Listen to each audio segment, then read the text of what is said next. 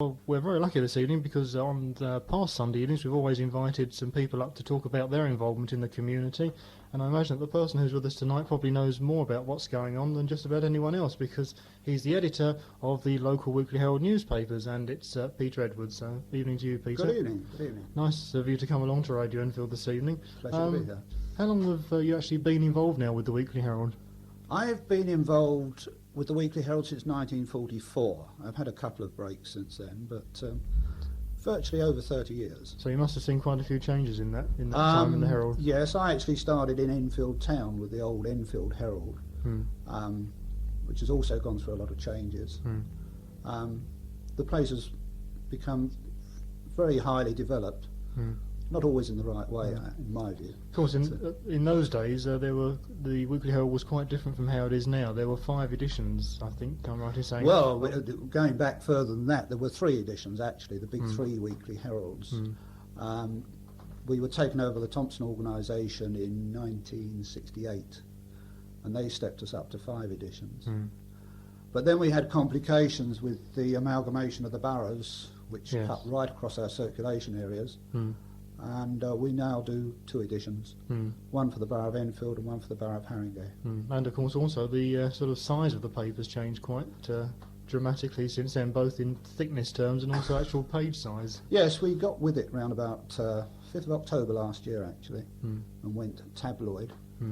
The thinking being that so many people in our main circulation areas, the Lee Valley, are accustomed to reading a small national paper like the Sun, the Daily Mirror, Daily Mail. We followed suit. Well, let's talk about putting the newspaper together. I suppose the most obvious question is how do you put a paper together?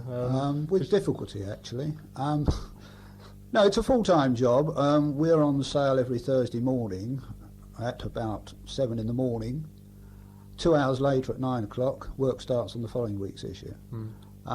People think a weekly newspaper just goes to bed once a week, but in fact we have pages going away every day of the week because of our production schedule, which is a little bit complicated. I don't know if you want me to go into how we produce the newspaper. At one time I believe it was actually produced in Tottenham, were your head office is. Well, it was produced in Tottenham for over 100 years, but we had to face the economic facts of life, which were a bit difficult in the printing trade.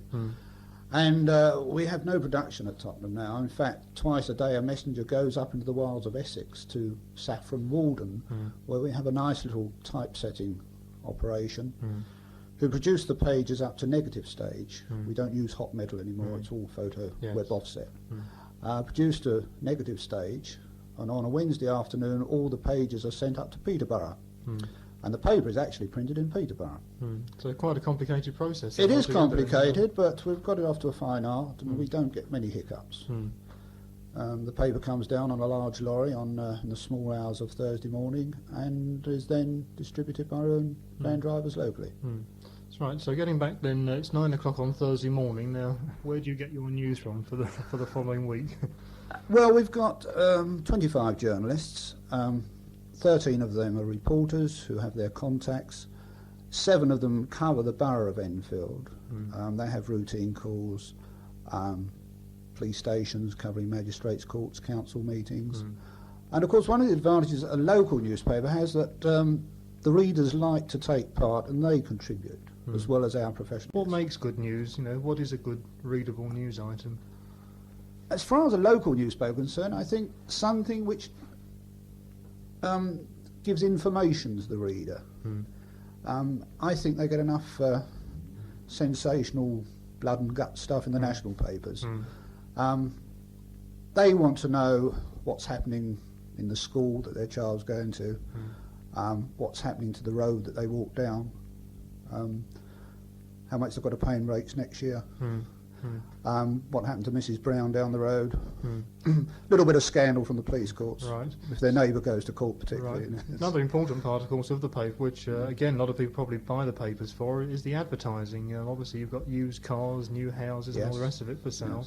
How is the advertising obtained? Presumably you do have sort of advertising we've got a very sophisticated advertising operation. We have, as well as what we call display representatives who go out selling space to businesses. we have a telead bank of about 6 girls who not only canvass and sell over the telephone, but are there to receive calls from readers. Any reader can pick up and dial our telephone number and place an advertisement over the telephone. And getting back to the page size business, you were telling me before we came on the air that the advertisers in particular find it a lot better now. It's a smaller page because they can sort of have their own page. Well, yes, there's not so much on a page, and therefore an advertiser doesn't get lost among a half dozen other advertisers. I'm talking about display advertising now.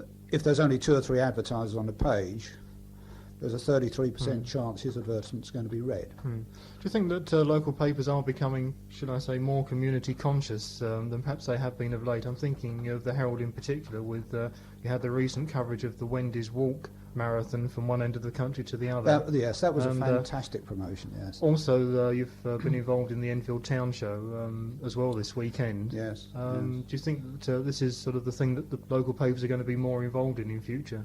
Yes, I think so. We think we've got a part to play in the community. Peter, you mentioned that you've been with the Herald now for quite a few years. Can you take yourself back and remember any particular sort of scoops or features that stick in your mind over the years? I don't know. I remember when I was a very junior reporter, I heard about an Edmonton woman having quads. This was before the fertility drug, and quads were quite rare, and that was the Taylor quads. And I was involved in that story for some time. But generally speaking, you know, we don't go after the sensational story. We have had several nasty fires in the area. 1 or 2 bloody murders, which are supposed to sell a paper. But Okay, well, thanks very much indeed, Peter Edwards, for coming along to us and giving us a bit of background information on the local paper. It's been very interesting, and I'm sure that everybody will be going out to their newsagents as soon as they leave hospital to order their regular copy of the Herald. Well, it's been a pleasure, and I'd like to wish everybody in hospital a good night's sleep and good health in the future. Thank you once again, Peter Edwards, editor of the Weekly Herald. Right, well...